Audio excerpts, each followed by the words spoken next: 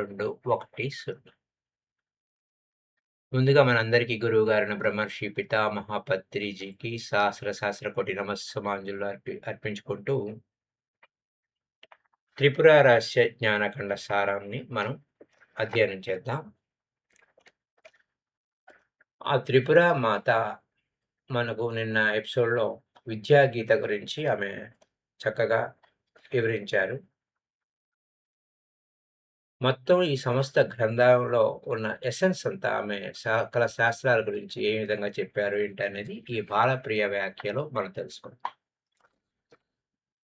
విద్యాగీత యందు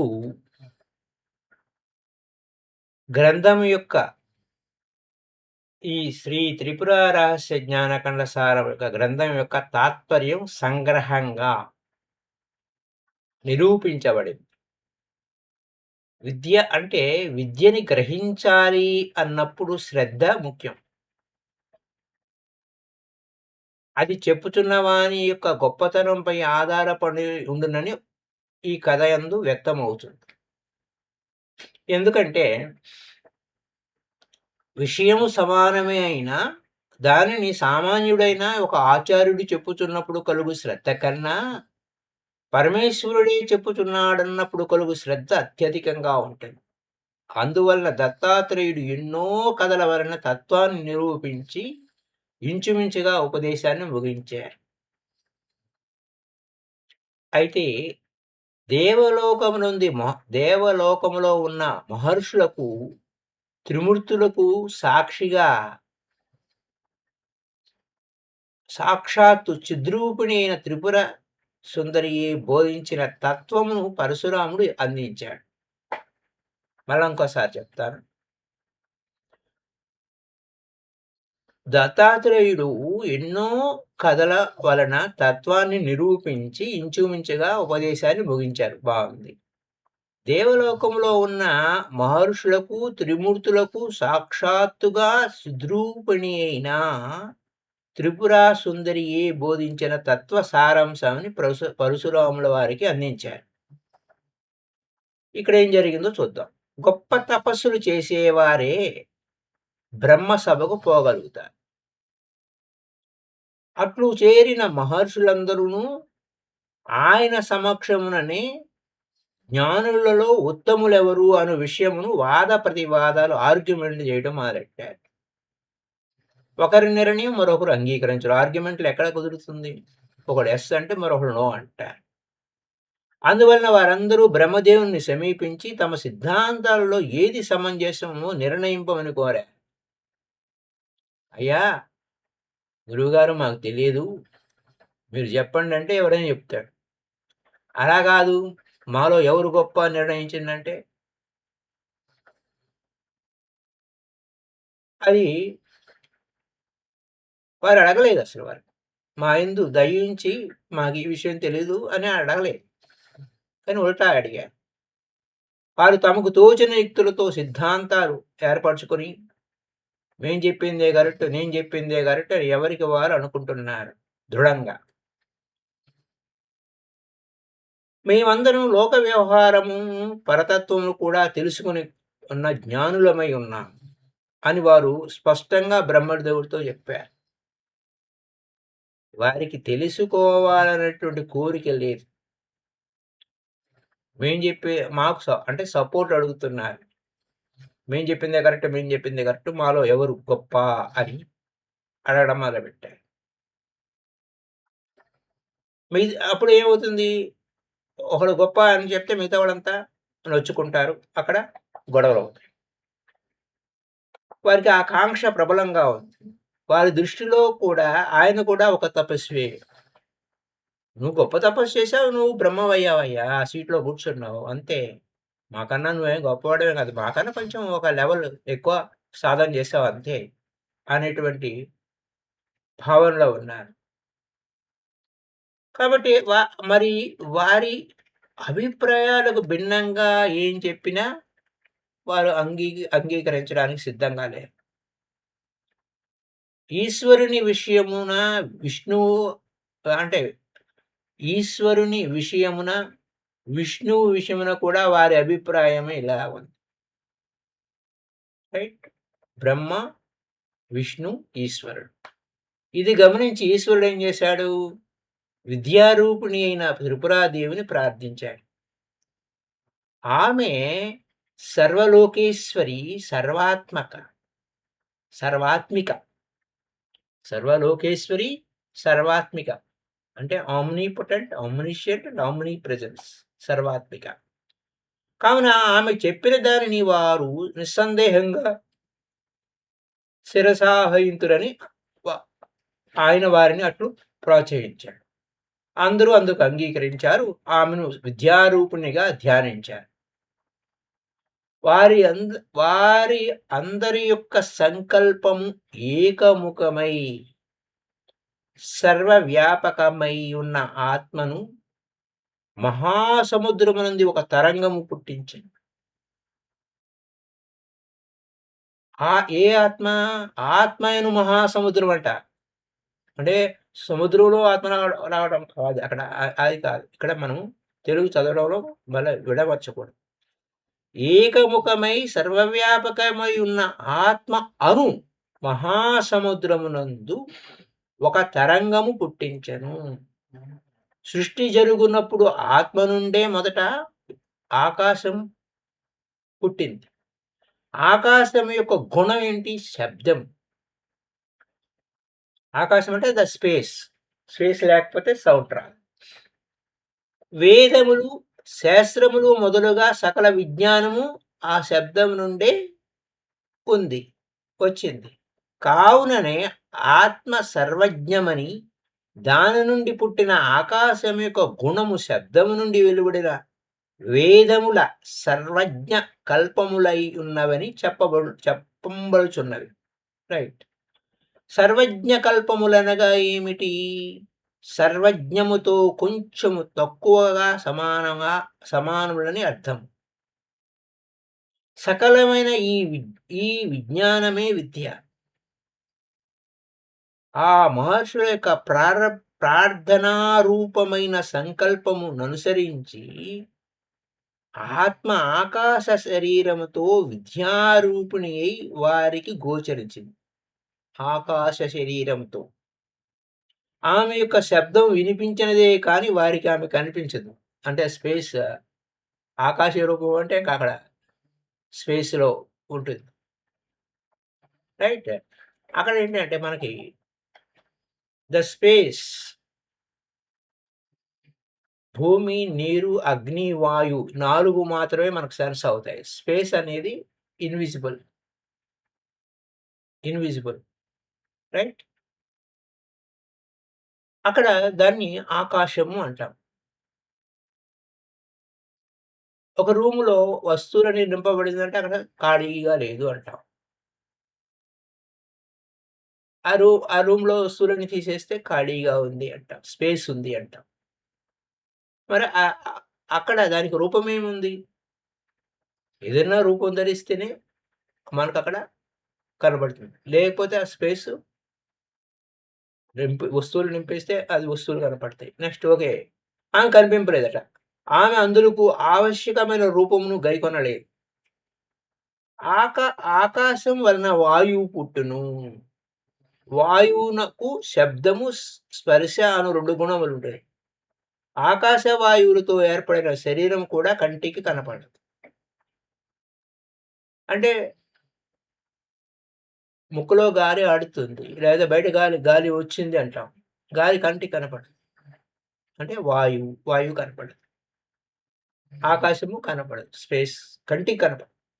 వాయువు నుండి అగ్ని, తర్వాత ఏమైంది? వాయువు నుండి అగ్ని పుట్టింది. అగ్నికి శబ్దం ఉంది, స్పర్శ ఉంది, రూపం ఉంది అను 3 గుణాలున్నాయి. కావున ఆకాశము, వాయువు, అగ్ని అను 3 భూతముల సమ్మేళనమే ఉన్నప్పుడే శరీరం కంటికి కనిపిస్తుంది. త్రిపురాదేవి ఆకాశము నుండి మాత్రమే శరీరం పొందుటచే శబ్దరూపమునే ఆమె వారి శ్రోత్రేంద్రియములకు గోచరించింది. అంటే వారికి చెవులకు వినపడేలా ఆకాశవాణి అంటారే, అట్లా శబ్ద రూపంలో గోచరించింది. అప్పటి వరకు వారు జ్ఞానులలో శ్రేష్ఠుండెవరు? ఈ క్వశ్చన్ అక్కడ ఆమె దగ్గర అడిగారా? చూద్దాం అడిగారా లేదా? అడగలేదుగా ఇందాకడ. అను విషయం గురించి చర్చించుకున్నారు. కానీ దేవి ప్రసన్నురాలై ఆవిర్భవించినంతనే ఒక్కొక్కరు ఒక్కొక్క విషయం గురించి ఆమెనడిగారు. ఆమె ఇక్కడ ప్రత్యక్షం అంటే ఇక్కడ ఏమైంది ముందే చెప్పారు. ఆమె రూపాన్ని ధరించలేదు. వారి శ్రోతేంద్రియములకు అంటే ఆ చెవులకు మాత్రమే వినపడుతుందామె. అడిగిన విషయములన్నింటినీ క్రమంగా వివరించింది. వాళ్ళడిగారు గదా! ఇంకా అంతేగాని మేము జ్ఞానులం మేమెవరు శ్రేష్ఠులని అడగల. ఒక్కొక్కడు ఒక్కొక్కటి అడిగారు. వానిలో కొన్ని చాలా ఎలిమెంటరీ విషయాలు కూడా అడిగారు. బ్రహ్మలోకానికి పోగలిగిన మహర్షులకు ఈ విషయాలు తెలియవా? Question mark. బాలప్రియలో అదే ప్రశ్న.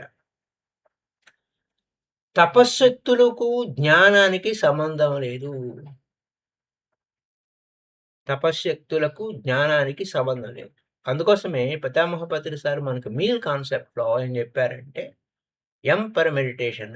మెడిటేషన్ అంటే తపస్సు. కేవలం ధ్యానం మాత్రమే చేస్తే మనం ఫూల్స్‌మవుతామని. ఇక్కడ నాలెడ్జ్ ఏం తీసుకోలేదు వారు. ఆ తర్వాత మనం ఎన్‌లైటెన్ అవ్వాలి. ఎన్‌లైటెన్ అవ్వాలంటే నిరంతర స్వాధ్యాయము, సజ్జన సాంగత్యం చేయాలి. స్వాధ్యాయం అంటే మన 2 రకాలుంటాయి. మనల్ని మనం అధ్యయనం చేసుకోవడం, ఈ రోజుకి ఎట్లా ఉన్నాం, ఏ విధంగా ఉన్నాం, ఏ స్టేటస్‌లో ఉన్నాం అని ఎప్పటికప్పుడు గమనించుకుంటూ, సరిదిద్దుకుంటూ, సరి చేసుకుంటూ వెళ్ళడం స్వీయ అధ్యయనం. దాన్ని స్వాధ్యాయం. అలా కాక ఇతరుల గ్రంథాలను చదవటం అనేది, ఇతరుల మహానుభావులు చెప్పిన గ్రంథాలు కేవల ఆత్మజ్ఞానాన్ని, ఆత్మపరమైన జిజ్ఞాస కలిగించే వాటిని మనం నిరంతరం అధ్యయనం చేయాలి.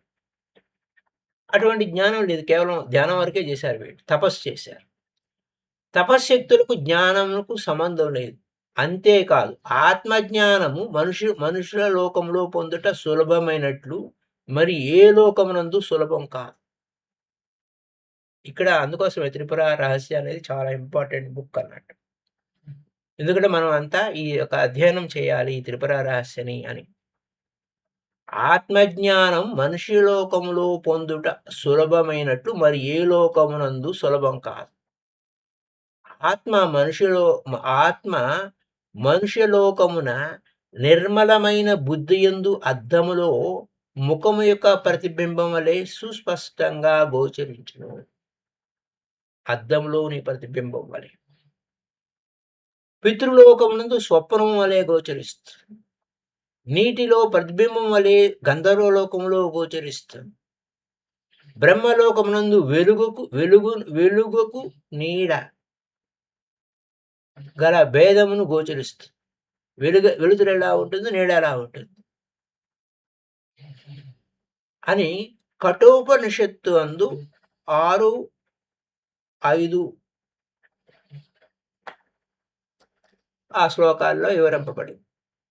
పైలోకములో ఒక్క బ్రహ్మలోకమునందు మాత్రమే హిరణ్యగర్భుని సమక్షమున ఆత్మను గురించి విచారమర్చి జ్ఞానము పొంది ముక్తులగుటకు అవకాశము. మరి సత్యలోకమునకు పోగలుగుట సులభం కాదు.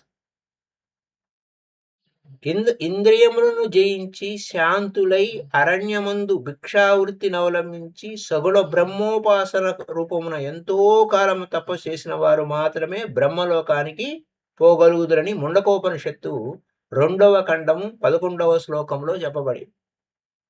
అంత కష్టపడి బ్రహ్మలోకానికి పోయినా అక్కడ కూడా ఆత్మవిచారం గావించి వారు జ్ఞానం పొందే వరకు పొందాలి.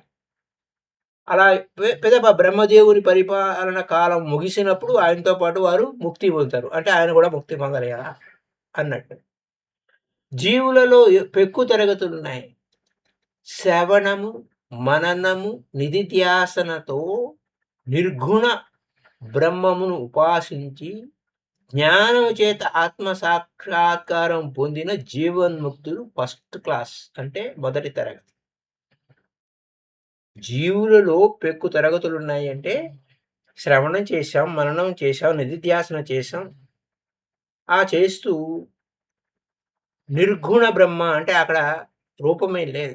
నిర్గుణ బ్రహ్మమును ఉపాసించి జ్ఞానము చేత ఆత్మ సాక్షాత్కారం పొందిన జీవన్ముక్తులు మొదటి తరగతి.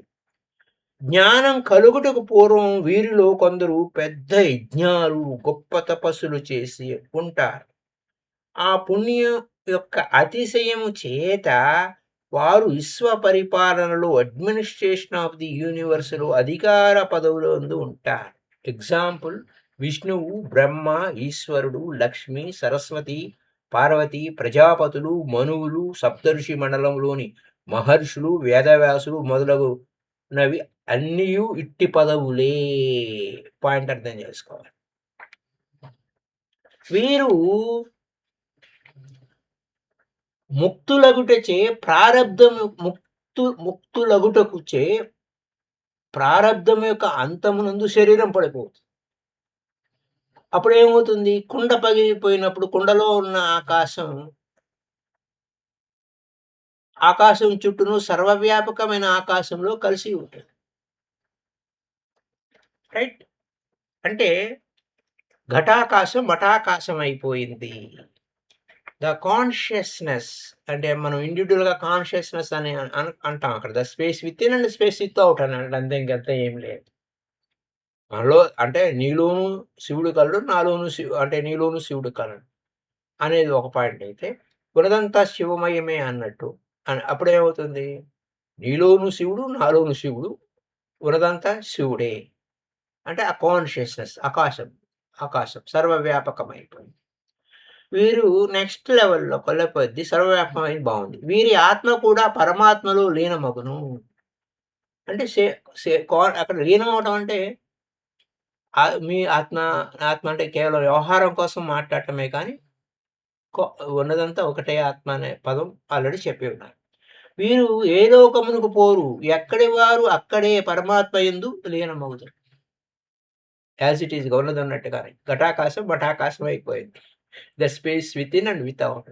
లోపల ఉన్నది నీలోను అంటే ద స్పేస్ కాన్షియస్‌నెస్ అనమాట. వీరు ఉత్తమ జ్ఞానులు. అధికార పదవులందు ఉండి వ్యవహారంలో ఉన్నప్పుడు కూడా ముక్తులే. రైట్. కానీ పదవులను పొందువారందరూ జ్ఞానులై ఉండాలనే నియమం లేదు. కొందరు కేవలం యజ్ఞముల చేత, తపస్సుల చేత పదవులు పొందుతారు. వీరికి పదవీ కాలం ముగించినంతనే నహుషుడు అనేవాడు సర్పం అయిపోయాడు. సర్పజన్మ వచ్చింది. జన్మాంతరం తప్పదు. అగ్ని, వాయువు, ఇంద్రుడు మొదలగు పదవుల్లో ఇట్టివారు అనేకులు ఉంటారు. అంటే అక్కడ ఆ బ్రహ్మ భువనాలోక పునరావర్తినో అర్జున క్షీణే పుణ్యే మర్త్యలోకం విశంతి అన్నట్టు భగవాన్ కృష్ణుడు ఇక్కడ ఏమైంది? కేవలం యజ్ఞముల చేత, తపస్సుల చేత పదవులు పొందారు. ఆ పదవీ కాలం ముగిసింది. రిటైర్ అయిపోయారు. ఏంటి సర్పంగా ఉన్నవాడు మళ్ళ సర్పజన్మ వచ్చేసింది వాడికి. అగ్ని, వాయువు, ఇంద్రుడు మొదలగు పదవుల్లో ఇట్టివారు అనేకులు ఉన్నారు. నెక్స్ట్ లెవెల్‌కొలకొద్దీ నిర్గుణ బ్రహ్మ పరంగా చెప్పుకున్నాం. సగుణ బ్రహ్మోపాసకులు రెండవ తరగతి వాడు. పంచాగ్ని విద్యను, శ్రద్ధను, సత్యమును, సగుణ బ్రహ్మమును ఉపాసించిన వారు మరణించినప్పుడు అర్చిరాది మార్గమున బ్రహ్మలోకాన్ని చేరుతారు. అక్కడ వీరు బ్రహ్మదేవుని యొక్క ఆత్మ విచారమును గావించి ఆయన యొక్క పదవీ కాలం ముగిసినప్పుడు ఆయనతో పాటు వీరు కూడా ముక్తి పొందుదురు. కావున వీరు బ్రహ్మలోకము నుండి తిరిగి రారు. అంటే బుద్ధుడు చెప్పిన ఒక విధానంలో అనాగామి అంటే నాన్ రిటర్నర్ అనే పదం వాడతారక్కడ. అనాగామి అంటే తిరిగి రారు. రాధిక అంటే ఊరికే సరదాగా అనుకుంటూ ఉంటారు. రాధిక అనే పేరిట రాదు ఇక అని. అంటే నాన్ రిటర్నర్. అంటే ఇక్కడ వీరు బ్రహ్మలోకానికి పోయి తిరిగి రారు. బాగుంది. సాకార మూర్తులను ఉపాసించిన వారు, యజ్ఞములను చేసిన వారు మూడో తరగతి వారు. వీరు ధూమాది మార్గమున గంధర్వలోకము, పితృలోకము, ఇంద్రలోకము మొదలైన స్థానాలకు పోయి అక్కడ తమ పుణ్యఫలాన్ని అనుసరించి భోగాలను అనుభవించి పుణ్యం క్షీణించంగానే మళ్ళా భూమిలోకానికి వస్తారు. ఇక్కడ కృష్ణుడు చెప్పిన పాయింట్ ఇక్కడికొచ్చి. అంటే క్షీణే పుణ్యే మర్త్యలోకం విశంతి అని. కాబట్టి పుణ్యం వైపు కాదురా నాయనా! నీ సత్యం వైపుకి వెళ్ళాలి అన్న వివేకం ఎప్పటికొస్తుంది అనేది మనకి తీవ్రమైన తపన ఉన్నప్పుడే బద్ధో హి బద్ధాభిమాని, ముక్తో హి ముక్తాభిమాని పాయింట్‌లోకెళ్తాం. అచిరాది మార్గం శుక్లగతి అని, ధూమాది మార్గం కృష్ణగతి అని భగవద్గీత యందు నిరూపించబడింది. సామాన్యములైన పుణ్యములు, పాపములు చేయుచుండువారు. సామాన్యులైన వారు పుణ్యములు, పాపాలు చేయుచుండువారు ఏ లోకానికి పోక ఇచ్చటనే పుణ్యం అతిశయం వలన పుణ్యం బాగా ఎక్కువ పుణ్యం చేస్తే మహారాజులుగా, మంత్రులుగా, సంపన్నులుగా ఉంటారు. పాపం ఎక్కువగా ఉంటే పశుపక్షాది జన్మలు పొందుతుంటారు. ఇది ఫోర్త్ లెవెల్, ఫోర్త్ క్లాస్ అని చెప్పారు. మహాపాపములు చేసిన వారు 5వ తరగతి. వీరు నరకమునకు పోయి ఆ యాతనను అనుభవించి పూర్వ కర్మశేషమును అనుసరించి మనుష్యాది జన్మలు పొందుతూ ఉంటారు. మళ్ళీ అదొక పాయింటు. ఈ దృష్టితో చూసినప్పుడు పై కథలో బ్రహ్మ సభయందు 2 తరగతుల వారు ఉన్నారు అన్న విషయాన్ని ఇక్కడ మనం గమనించబోతున్నాం. విష్ణువు, ఈశ్వరుడు, వశిష్ఠుడు, విశ్వామిత్రుడు మొదలగు మహర్షులు మొదటి తరగతి వారు. వీరు ఉత్తమ జ్ఞానులు, జీవన్ముక్తులు. దేవి చెప్పిన విషయములన్నీ వీరికి తెలిసినవే, కొత్తవి కావు. వీరు బ్రహ్మసభకు ఆగంతులుగా వచ్చిన వారు. అంటే వారు సిటిజన్స్ కాదు, కొత్తగా వచ్చినవారు. అనగా సభలోకి పాల్గొనడానికి జస్ట్ అక్కడ మీటింగ్ జరుగుతుంది, ఆ మీటింగ్లో పాల్గొనడానికి వచ్చారు అంతే. వీరు బ్రహ్మలోక నివాసులు, సిటిజన్స్ ఆఫ్ బ్రహ్మపుర కాదు. ఆ సభలో కలిగిన వివాదం వీరు ఆరంభించింది కాదు. వారికి జ్ఞానం విషయం ఎప్పుడూ సందేహమే లేదు. అట్లున్నచో వారు జ్ఞానులు కారు, జీవన్ముక్తులు కాజాలరు కదా. ఇక వివాదము సగుణ బ్రహ్మోపాసనలకై బ్రహ్మలోకమునకు వచ్చిన వారు ఎవరు చేసి ఉంటారు? 2వ తరగతిలోని వారిలో బయలుదేరిందని గ్రహించాలి. వీరు ఎవరు? వీరు ఆగంతుకులు గారు, విజిటర్స్ కాదు. ఇందాక మనకు విజిటర్స్గా వచ్చారు, సిటిజన్స్ ఆఫ్ బ్రహ్మపుర అన్నమాట వీళ్ళు. సభ ముగిసినంతనే విష్ణువు, ఈశ్వరుడు, వశిష్ఠాది మహర్షులు తమ తమ ఊర్లకి తాము వెళ్ళిపోతారు. అలాగే వారి వారి స్థలానికి పోతారు. వీరు అట్లు తిరిగిపోరు. ఇక్కడ ఉన్నవారు వీరు భూలోకమును ఉపాసనలు చేసి మరణించిన పిమ్మట అర్చరాది మార్గమున బ్రహ్మలోకమును నివసించడానికి వచ్చారు. కావున వీరు బ్రహ్మలోకమున నిత్యవాసులు, అంటే పర్మనెంట్ సిటిజన్స్ అన్నమాట. వీరు ఆ భూలోకమున ఉన్నప్పుడు శ్రవణము, మననము, నిత్యాసనములతో ఆత్మవిచారం చేసి జ్ఞానం పొందినవారు కూడా కాదు. భూలోకంలో ఏం చేయలే, అక్కడికి వచ్చిన తర్వాత బయలుదేరారు, అక్కడ నేర్చుకోవడం. వీరు బ్రహ్మలోకమున ఆత్మవిచారం గావించి జ్ఞానులై బ్రహ్మదేవునితో కూడా ముక్తిని పొందవలసిన వారు. కావున వీరు బ్రహ్మలోకమున నిత్యము ఆత్మవిచారం చేయుచుండవలే. వీరి చేత ఆత్మవిచారం చేయించి వీరిని ముక్తులు గావించవలసినటువంటి కావించవలసిన కర్తవ్యం బ్రహ్మదేవుడికి ఉంది. ఆయన యొక్క పదవీ బాధ్యతలలో ఇది ఒకటి. బ్రహ్మలోకమునకు ఉపాసకులై వచ్చిన వారు అక్కడ ముక్తి పొందవలసిందే, కానీ మళ్ళా పునరావృత్తి లేదు. నాన్ రిటర్నర్ అన్నాం కదా, మళ్ళీ తిరిగి వచ్చుట అన్నది లేదు. ఇది విశ్వవిధానము, యూనివర్సల్ అడ్మినిస్ట్రేషన్ ఒక నియమం. ఇదంతా విశ్వవిధానం అంటే యూనివర్సల్ అడ్మినిస్ట్రేషన్. నెక్స్ట్ వెళ్ళేసరికి వీరు బ్రహ్మలోకమునకు మొదట వచ్చినప్పుడు అచ్చటి అద్భుతమైన సన్నివేశాలు ముగ్ధులై బ్రహ్మదేవుని యందు భయభక్తులతో శ్రవణము, మననము ఆరంభించి కాలం గడిచే కొలది ఆయనతో పూర్తిగా పరిచయమై సన్నిహితంగా ఉండటం వలన శ్రద్ధ సన్నగిల్లడం మొదలైంది. మరియు ఒక మహాసభ ఏర్పాటై ఆగంతుకులు అనేకులు వచ్చినప్పుడు వారి ఎదుట నాకు విషయములు తెలియదు అని గ్రహించి వివరింపుండు అని బ్రహ్మదేవుని సైతం ప్రార్థించుటకు వారు సంకోచంగా ఉండటం. అందరూ ఉన్నారు, కొత్త వారు ఉన్నారు, నాకు తెలియదే, నేను అడిగితే ఏమనుకుంటారో ఏమిటో, వాళ్ళు ఏమన్నా నాకేం తెలియదు అజ్ఞాని అనుకుంటారేమో అనేటువంటి ఫీలింగ్ ఉంటుంది అన్నమాట, సంకోచం. వారికి కూడా మేము మహాతపస్సులము అనే అభిమానం ఉండుటనే ఉండును. మేము బ్రహ్మలోకానికి వచ్చి ఇక్కడ సిటిజన్స్ అయిపోయామంటే మేము ఎంత గొప్ప తపస్సు చేశాము అనే ఇగో అక్కడ ఉంది. రైట్. నెక్స్ట్ ఏమైంది? అది దేని వలన నశింపబడుతుంది? ఈ ఇగో జ్ఞానము చేత నశించబడుతుంది. జ్ఞానము కావలియునని శ్రద్ధ కలగా వలయునన్నచో అభిమానం తగ్గవలే. ఇగో లెవెల్స్ తీసేయాలి. ఇది ఎట్లు జరగవలే అన్నది చిక్కు సమస్య. బ్రహ్మర్షులైన వశిష్ఠాదులను ఇందు జోక్యం కలిగించుకొనకుండాట గమనింపదగింది. అక్కడున్నారు. బ్రహ్మర్షులున్నారు. వశిష్ఠుడు, బ్రహ్మర్షులైన వశిష్ఠాదులు అంటే వారి గ్రూప్ అంతా అక్కడ ఉంది. వీళ్ళు వాదించుకుంటున్నప్పుడు వారు జోక్యం కల్పించుకోలేదు. ఈ వాదమును పరిష్కరింపుండని కొందరు ఋషులు వారిని అడిగి ఉండవచ్చు. వారు దాన్ని పరిష్కరింపబోనక పరమేష్ఠి ఉండగా ఒకరు దీనికి పరిష్కరింపవలసినది ఏమున్నది? వారినే అడుగుదామని చెప్పి ఉండొచ్చు. బ్రహ్మదేవుడు లోకాధిపతి, ఆ సభకు అధ్యక్షుడు. ఆయన ఆ ఉపాసకులు అందరూ ఆయనకు గురువు. కానీ వారికి బోధింపవలసిన అధికారం ఆయనకే ఉంది. పెద్దల సమక్షంలో మిగతా వాళ్ళు అక్కడ కల్పించకూడదు. ఇది చాలా ఇంపార్టెంట్.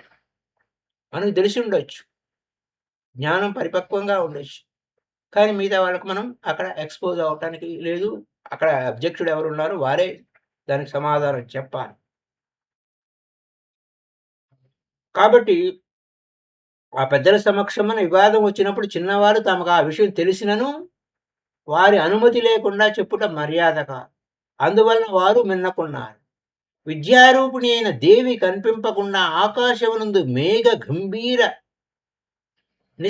అంటే గంభీర స్వరంతో అద్భుతంగా ఆవిర్భవించినప్పుడు ఆమె కనిపించకుండా ఆ ఉపాసకులందరూ అభిమానం వదిలి ఒక్కొక్కరు తమకు తెలియని విషయాన్ని అన్నిటిని ఒక్కొక్కటి అడిగి తెలుసుకున్నారు. ఆమె ఏమైనా సంబోధించింది? ఎవరిని సంబోధించింది? అక్కడ ఉన్న వారందరినీ సంబోధించలేదు. ఎవరికి డౌట్ ఉందో వానికి ఆమె ఋషులారా అని ఆ సాధకులను ఉద్దేశించి అక్కడ అప్రెంటిస్ చేస్తున్నట్టు అయింది. వారు అక్కడ సాధనలో ఉన్నారు. ఎందుకంటే ఇంక అక్కడి నుంచి వాళ్ళు ఇంకా హయ్యర్ లెవెల్‌కి వెళ్ళాలి కాబట్టి. బాగుంది. ఆమె త్రిమూర్తులను, వశిష్ఠాది మహర్షులను ఉద్దేశింపలేదు. వారికి ఈ విషయాలన్నీ తెలుసు కాబట్టి వారికి ఏం చెప్పలేదు. ఆమె ఉపదేశం యొక్క ఆరంభమున శాస్త్రము ఆమె ఏం చెప్పింది? శాస్త్రము అను మహాసముద్రము నుండి అమృతం వంటి సారాన్ని మీకు అందించుచున్నాను. ఇది గమనించాలి. ఆ పరమేశ్వరి కూడా నేను చెప్పుతున్నాను కావున వినండి అని అనలే. శాస్త్రమే ప్రమాణమని మొట్టమొదట ఉపదేశాన్ని గావించింది. ఆమె బోధించిన కొన్ని నిమిషాలలో బోధించేసి మాయమైపోయింది. అదృశ్యమైపోయింది. అంటే అదృశ్యమే లేదు. ఆ శ్రవణం ద్వారా అంతే గదా! ఆమె యొక్క ఉపదేశమునకు ఆమెయే ప్రమాణమగుచు ఆమె అదృశ్యమైన తర్వాత సందేహములు కలిగినచో గతి ఏమి అని మాటిమాటికి ఆవిర్భింపదు. అంటే మాటిమాటికి ఆమె ఆవిర్భవించదు. అందువలన తర్వాత సందేహాలు కలిగినచో శాస్త్రమే ప్రమాణంగా పరమేష్ఠి వద్ద విచారం గావింపుండని ఆమె ముందే వారికి స్పష్టంగా చూసింది. శాస్త్ర ప్రమాణంగా చెప్తున్నాను అంటే శాస్త్రము ఆయనకు తెలుసు కదా, మీ గురువు గారికి తెలుసు కదా, మీకు ఏమైనా సందేహాలు ఉంటే ఆయన అడగండి అన్నట్టుగా సూచించింది. దీనివలన బ్రహ్మలోకమునకు పోయినను ఉపనిషత్తులలోని వాక్యముల యొక్క అర్థమును విచారింపవలయుననుట స్పష్టం. ఎంతో కష్టపడి తపస్సులు చేసి ఆలోకానికి పోయి ఆత్మవిచారం ఉనర్చి అక్కడ ముక్తులగుట కన్నను, ఇక్కడ కీ పాయింట్, ఈ లోకమునందే ఇప్పుడే ఆ వేదాంత విజ్ఞానములతో ఆత్మవిచారం ఉనర్చి హేమచూడు, జనకుడు, అష్టావక్రుల వారు మొదలగు వారి వలె వెంటనే తరించి బ్రహ్మానంద నిమగ్నుల మగుట ఎంతో మేలు అనుట ఈ కథకు సారాంశము అని బాలప్రియ వ్యాఖ్యానం ముగిసింది. మనం రేపటి ఎపిసోడ్లో రాక్షసోపాఖ్యానము అనేదాన్ని మనం చెప్పుకుందాం. So thank you. రాక్షసోపాఖ్యానం అనే దాంట్లో మనకి చాలా అద్భుతమైన విషయాలు క్వెషన్ అండ్ ఆన్సర్స్ లాగా ఉంటాయి. అంటే యక్షుడు ప్రశ్నలు ఏస్తుంటాడు చూసారా పాండవులకి అన్నట్టు ఆ విధంగా. అలాగే లాస్ట్ ఎపిసోడ్ శాస్త్రార్థ సంగ్రహము అనేది ఉంటుంది. Okay. It will take its few days. Thank you masters, all the masters. Happy day to you all. Kindly like this video and share this video to all. Thank you, Madam. Thank you, all the masters, visible and invisible masters. Thank you. Bye bye. Now